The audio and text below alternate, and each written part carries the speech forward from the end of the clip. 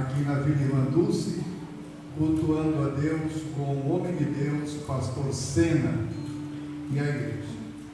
Leemos, portanto, esses dois versículos. Então, versículo 10 e 11. Isso, Gênesis 24, versículo 10, versículo 11. E o servo tomou 10 camelos, dos camelos do seu senhor, e partiu, pois que toda a fazenda de seu senhor estava em sua mão.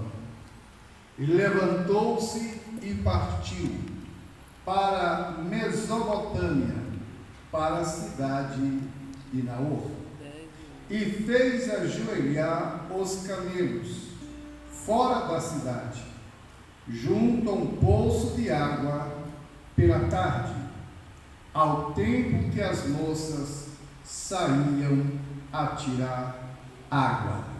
Amém? Poder sentar. Glória a Deus. Glória a Deus. Glória a Deus. Meus amados irmãos, esse texto nos veio ao coração nessa tarde para compartilhar convosco a boa, perfeita e gloriosa palavra de Deus. Às vezes, cada igreja que a gente vai pregar, eu não sei os outros pregadores, mas para mim, que sou um amador, pois eu entendo que não há ninguém profissional no ministério da pregação.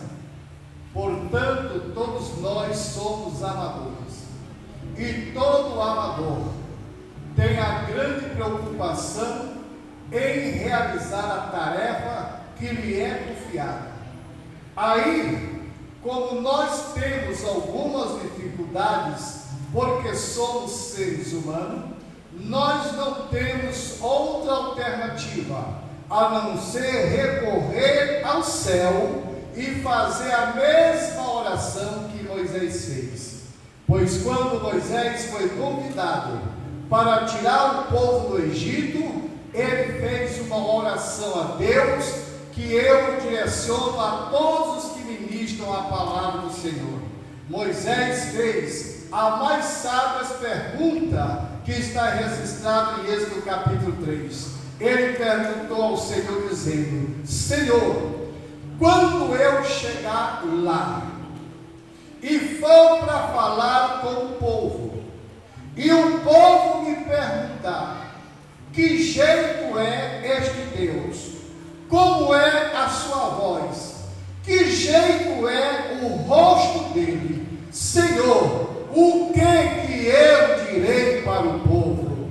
Aí Deus trovejou do céu e disse: vá e diga ao povo assim: o eu sou me enviou a voz. Abasta isso, diga o eu sou. Então nesta tarde, o eu sou me trouxe esta palavra no coração para compartilhar convosco sobre um período triste, dificultoso na vida, na jornada de Abraão, o patriarca da fé. Glória a Deus. A Bíblia nos mostra, e a história também, que Abraão se tornou pai da fé de 3 grandes poderes religiosos. Primeiro, Israel. Segundo, os muçulmanos. E terceiro, o cristianismo. Sendo entre esses 3, o que está avivado nos dias atuais é a fé do cristianismo, porque anunciamos um Cristo vivo e poderoso. Mas, amados, nós encontramos aqui Moisés narrando, e ele coloca as seguintes palavras, que está no versículo 10. E o servo tomou 10 camelos, dos camelos do seu senhor, e partiu, pois toda a fazenda do seu senhor estava em sua mão. E levantou-se e partiu para a Mesopotâmia, para a cidade de Naor. Moisés está narrando um período que já está chegando, os dias finais da vida de Abraão. Sara, sua esposa, já havia falecido. No capítulo 23, Sara chega ao fim da sua vida com mais de 100 anos de idade. Ela que foi uma mulher temente, e ao escritor aos Hebreus diz que Sara é exemplo de fé para toda mulher. O apóstolo Pedro, falando sobre Sara, diz que toda serva de Deus é filha de Sara pela fé. Glória a Deus! Nós somos o povo que temos um referencial histórico e proveniente de Deus. Glória a Deus! Mas depois da morte de Sara, Abraão, que já estava velho, e a Bíblia diz, Abraão já era velho e avançado em idade. Abraão estava chegando ao fim da sua vida. E Abraão tinha o seu filho, juntamente com a sua esposa Sara. Isaac era o primeiro filho da promessa. E Abraão já estava muito preocupado, porque toda a preocupação de um pai e de uma mãe de família deve ser com quem seu filho ou sua filha vai continuar os seus anos de vida depois de sua partida. Lógico que devemos lembrar que nós somos humanos e qualquer hora chega a nossa partida. E como todo pai de família, toda mãe de família, Abraão estava preocupado com Isaac, porque Abraão entendia que o seu filho Isaac deveria namorar, noivar e casar, mas não podia ser com qualquer mulher. Abraão tinha essa preocupação, porque Abraão não queria que a promessa de Deus sobre a sua família fosse quebrada. E aí nós devemos lembrar que nos dias atuais, verdade seja dita, muitas promessas de Deus têm sido quebradas em muitas famílias, devido ao relacionamento de pessoas que servem a Deus com alguém que não é de Deus. Pastor Sena, não sei como as igrejas pelo Brasil afora ensinam, mas eu ensino na igreja que eu pastoreio, que eu não abençoo casamento de crente com descrente, nem com desviado. Eu não abençoo. Diferente de alguém que já vem do mundo, juntos ou casados. Aí um aceita Jesus e o outro não. Nesse caso eu faço o casamento, porque já eram família, já tinham família. Mas o crente, saindo da fé, deu uma voltinha lá no mundo, aí vem com o namorado ou com a namorada, eu quero me casar. Eu sei que esse é um assunto particular que diverge de opiniões no círculo cristão, mas eu mesmo não tenho a coragem de abençoar aquilo que a Bíblia não abençoa, quando a Bíblia diz que o servo deva casar com alguém no Senhor. E quando diz no Senhor, é alguém que foi salvo, alguém que foi restaurado pelo Espírito Santo, alguém que foi comprado pelo sangue de Jesus, que foi batizado pelo Espírito Santo, que serve a Deus e tem temor, para que o seu destino e a sua vida não seja destruída.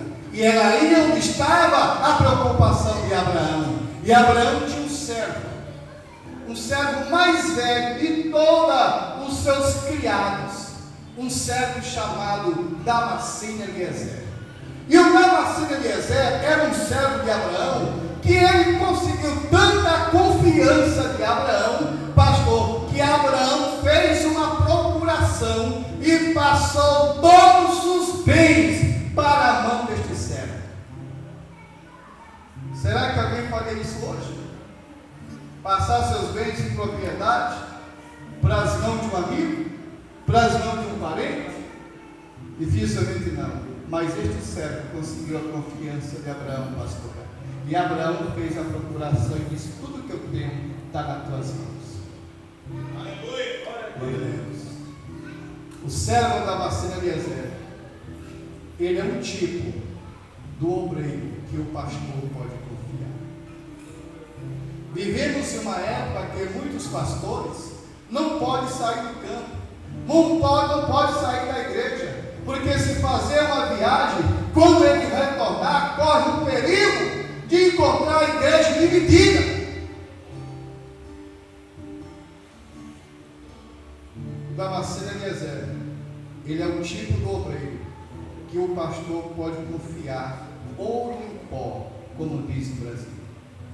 Damasceno Eliezer é o tipo do obreiro que o pastor tem a plena convicção que ele vai viajar, ele vai passar os dias fora, e quando ele chegar, ele encontra a igreja do jeito que deixou, ou melhor, avivada, alegre, na presença de Deus, o povo unido.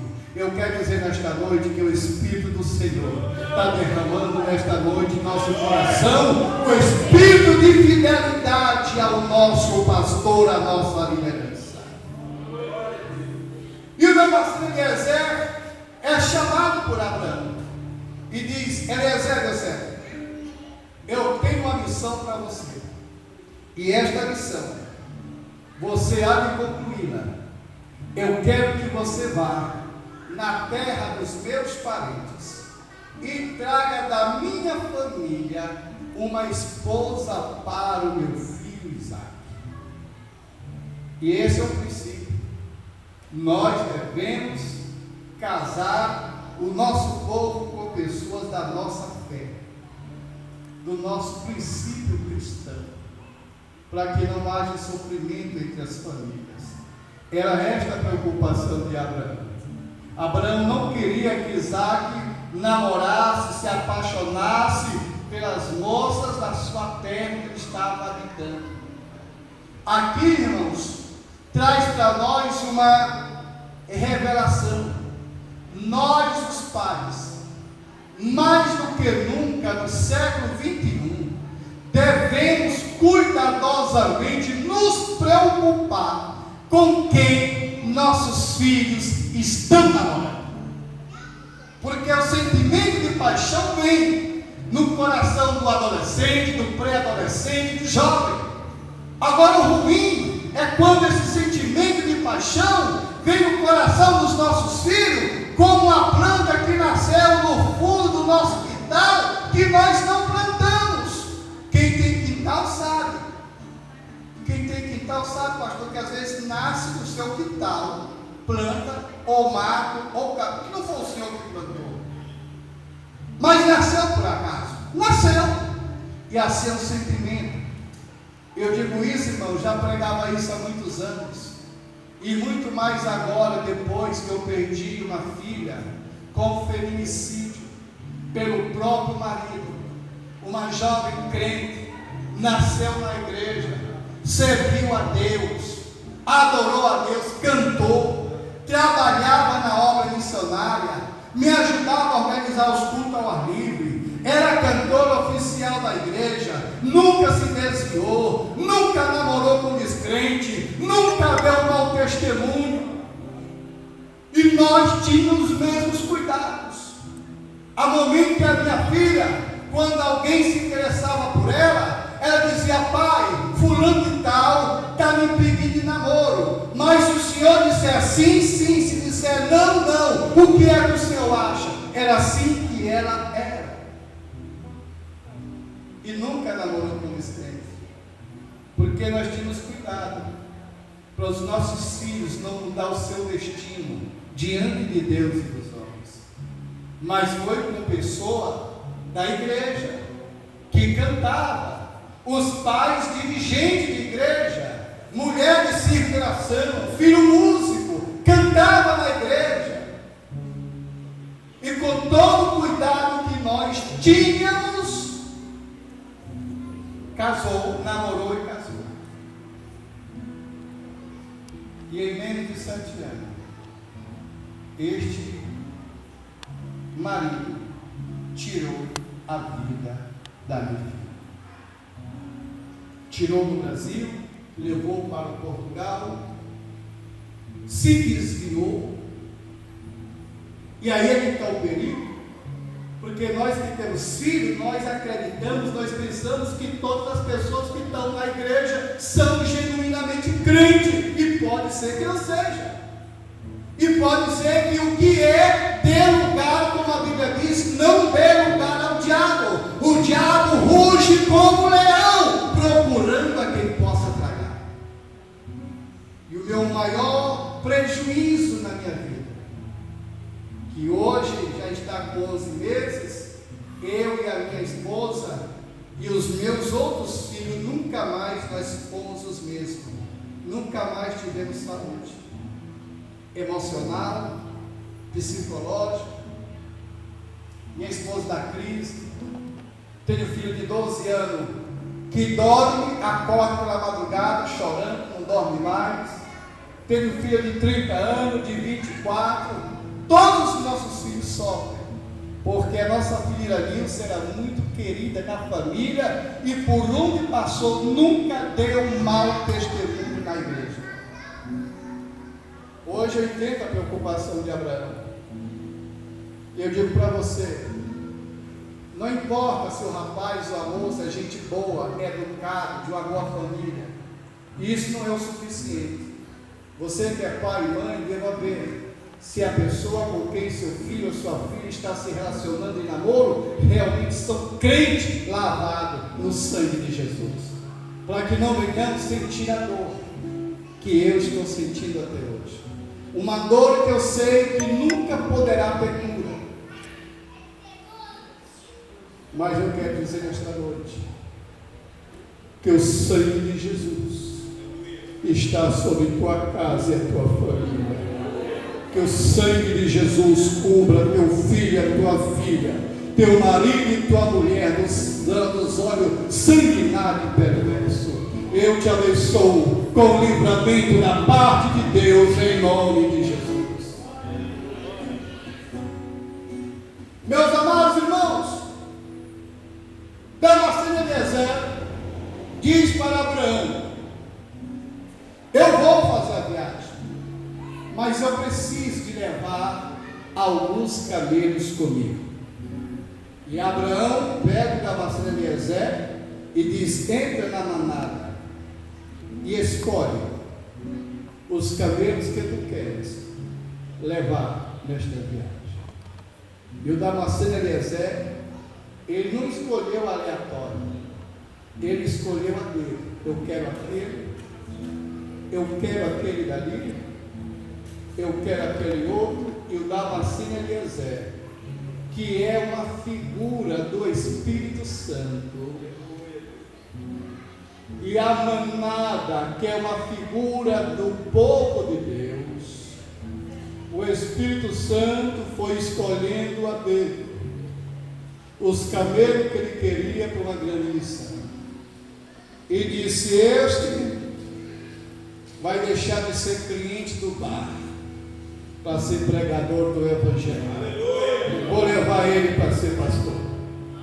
Escolheu outro e disse: eu vou chamar aquele para ser músico, eu vou chamar aquele para trabalhar na mídia, vou escolher aquele para ser um presbítero, para levantar a fé, vou escolher outro para o ministério do socorro. E assim como Damasceno Eliezer entrou na manada e foi escolhendo a dedo os camelos que iria levar, da mesma forma o Espírito Santo escolheu você a dedo, e por isso você está aqui.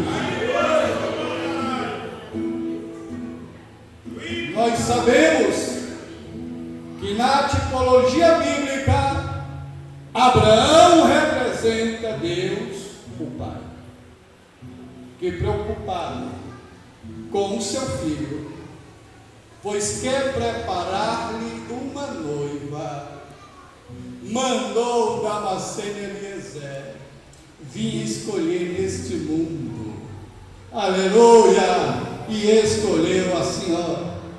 Olhou para a pastora Francisca Isabel, para edificar a fé de muitos. Como é o nome da senhora? Fernanda. Então, Damasceno Eliezer, o Espírito Santo disse: eu vou escolher Fernanda para fazer parte do ministério do meu servo. O seu nome? Evanildo. O senhor serve em que área da igreja? O seu presbítero? Pastor? Então, o seu Espírito Santo disse: eu vou escolher Evanildo para me servir no altar. Nós sabemos que Isaac é o tipo perfeito da pessoa de Jesus Cristo, mas podemos observar a preocupação de Abraão. Ele disse: eu não quero que seja qualquer mulher. O capítulo 24, 25 vai dizer que o Damasceno Eliezer, para encurtar a mensagem, o Damasceno Eliezer, ele chega na casa dos pais da moça e lança-lhe o convite, e toda a família sabe que o Damasceno Eliezer veio buscar uma moça para casar com o filho do seu Senhor. Agora, amados, a viagem do Damasceno Eliezer, ela é fantástica, porque ele chega na cidade de Naú. Ele não conhecia ninguém, era a primeira vez que estava ali. Chegou junto de um poço, era de tarde, e é onde entra o versículo de número 11, que ele fez os camelos se ajoelharem. Agora, aqueles camelos não era qualquer camelo, não. Não era camelo doente, não era camelo fraco, não era camelo ferido, era camelo que tinha força, porque vinha carregando nos ombros os presentes para a noiva. O capítulo 24 e 25 diz que vinha no ombro dos camelos presente para a noiva: vestido, ouro, prata, bronze, colares, usos da época, para presentear a noiva. O que é que nós aprendemos com isso? Pastor, eu entendo que Abraão representa Deus o Pai, eu já entendo que Isaac representa Jesus Cristo, e eu entendo também que o Damasceno Eliezer tipifica o Espírito Santo, mas os camelos representam eu e você. Os camelos estavam com um presente nos ombros, presentes para a noiva e para a família da noiva. Sabe o que isso tipifica? Deus colocou nos nossos ombros presentes para a noiva, a igreja. Agora, o Damasceno Eliezer, ele entende que os camelos precisavam se ajoelhar. Logo, os camelos são altos. Ficava desconexo tentar pegar algum presente, para que fosse tirado os presentes do ombro dos camelos. Os camelos tinham que se ajoelhar com o Damasceno. A Bíblia diz, no versículo 11, que o Damasceno Eliezer fez ajoelhar os camelos junto da fonte de água. Aleluia! O que é que nós podemos aprender? Meu irmão e minha irmã, os presentes de Deus para a igreja estão no teu ombro. Nós sabemos que o ouro e a prata representam o fruto e os dons do Espírito Santo. Mas a noiva só vai receber os presentes, que é os dons do Espírito Santo, se nós que somos os camelos nos ajoelhar mais um pouco. É de joelho que ainda se manifesta o dom da palavra de sabedoria. Deus quer usar crentes aqui com o dom da palavra de sabedoria, e crente tem até vontade, mas falta muitos camelos se ajoelhar junto à fonte de água, a Bíblia Sagrada. O Espírito Santo te convida, recebe de Deus nesta noite, presente do céu, para você entregar para a noiva, a igreja. Sabemos que a prata representa os 9 dons do Espírito Santo, que são divididos em 3 categorias. Primeira categoria, dons de elocução. Pastor, e qual é o dom de elocução? É o dom da profecia. Talvez haja crente nesta noite que diga assim: antigamente o Senhor me usava como profecia, mas nunca mais o Senhor me usou. Eu quero dizer para você nesta noite que Deus te trouxe para renovar o dom de Deus que há em ti. O Espírito Santo diz para Timóteo: reaviva o dom de Deus que há em ti, e nesta noite serão reavivados. O segundo dom de elocução, dom de variedades de línguas. Pare e pense. Você que é batizado do Espírito Santo, quantos anos, quantos meses, quantas semanas faz que você não fala em mistério? A Bíblia diz que aquele que fala em línguas não fala aos homens, mas fala a Deus, que entende o que o crente está falando, pois diz o apóstolo que nós não sabemos orar como convém, mas o mesmo Espírito intercede por nós com gemidos inexprimíveis. E quando nós não temos mais palavra para dizer em português, o Espírito Santo vem, adoça a oração do crente, ele entra na dimensão espiritual e começa a falar com Deus em outras línguas.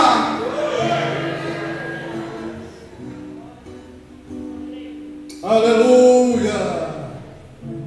O terceiro dom de locução, interpretação de línguas. Meus amados, se tem uma coisa que o apóstolo Paulo ensina, que aquele que ora a Deus e fala em língua, deva falar para interpretá-la, pois a mesma fé de falar em línguas é a mesma fé para interpretar. E não adianta a pessoa estar falando em língua, meu pastor, e alguém chegar aqui, botar assim o ouvido e tentar encostar para ver se entende. Não precisa. Você entende o que a pessoa fala em outras línguas, como se ela estivesse falando em português. E a Bíblia diz que tem a mesma consistência que a profecia para a edificação da igreja. E a segunda categoria dos dons são os dons do conhecimento, que é a palavra da sabedoria. E este dom se manifesta nos mais diversos problemas e situações da esfera humana, quando se precisa de um conselho para a igreja, uma decisão difícil. Pastor, como é bom quando alguém chega em um momento que o senhor está com alguma dificuldade para tomar uma decisão, e alguém chega da parte de Deus e lhe traz uma resposta mediante o dom da palavra de sabedoria, porque este dom vem para edificar a igreja e desatar os nós, seja ele qual for. Quantas vezes pessoas estão próximas de perder a vida ou tirar a sua própria vida, e o crente vem do altar, traz uma palavra de Deus, mediante o dom da palavra de sabedoria, e aquilo vem livrar uma vida pelo poder do Espírito Santo. E o segundo dom é o dom do conhecimento. E o dom do conhecimento não está estritamente referindo-se a conhecimentos teológicos, filosóficos ou sociais, é um pinguinho da sabedoria de Deus, uma gotinha de nada da sabedoria de Deus, que na vida do crente é como se fosse um oceano completo. Deus revela o que está oculto. Aleluia. E o escondido. O dom da palavra, do conhecimento, não tem como a pessoa entrar fingindo que é crente sem ser. A igreja tem os olhos abertos. O Espírito Santo revela. Ele não é de Deus, ela não é de Deus. O crente sente a certeza e vai em cima e desmascara, e o engano é quebrado onde quer que esteja.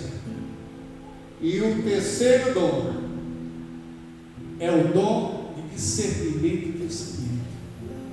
Ó, como nós precisamos nos nossos dias da manifestação de discernimento do Espírito. Há tantas coisas, há tantos movimentos por aí que estão acontecendo nos lugares. Muita gente sendo enganados em nome de Deus, porque falta o dom da palavra, do conhecimento e discernimento do Espírito. Mas Deus quer derramar sobre a sua vida, homem e mulher de Deus. E a terceira categoria é os dons de poder, que entre eles está o dom da fé. E esta fé, ela é diferente da fé comum, da fé natural e da fé fingida. Tiago fala sobre a fé fingida, e fala sobre a fé comum, que é a fé da salvação, e fala da fé natural, que é a fé que todo mundo nasce com ela. Mas o dom da fé é uma dádiva do Espírito Santo, para que venha gerar e segurar o milagre pelo poder da fé. Esta fé é um dom que é ministrado pelo Espírito Santo no coração do crente. Alguém esteja para morrer, câncer terminal, AIDS, seja qualquer que for a enfermidade, seja lepra, e a pessoa ora pela fé. E junto com a fé, vem o segundo dom, que é o dom de curas. Não é de curar, é curas, no plural. O poder do Espírito Santo está para curar todos os tipos de enfermidade. O problema de haver tantas pessoas enfermas é porque pouco nós temos orado pedindo o dom da cura. E para este dom se manifestar, não depende da idade, nem da formação, depende do momento de comunhão com Deus. Ele quer usar nossas mãos para a cura. Jesus disse: em meu nome porão as mãos sobre os enfermos e eles serão curados. Em nome de Jesus, nós ordenamos que esta enfermidade no teu tímpano seja repreendida e você volte a ouvir perfeitamente em nome de Jesus. Nós repreendemos essa síndrome depressiva que quer te cercar. Em nome de Jesus, seja curado de toda a opressão maligna. Deus está abrindo nesta noite o selo da cura. Receba a cura do Senhor em nome de Jesus Cristo. E o dom da fé e o dom da operação de maravilhas. Deus em Cristo vos abençoe. Eu vos console com estas palavras em nome de Jesus. E volto a pedir as vossas orações. Amém. Deus vos abençoe. Pastor Sena.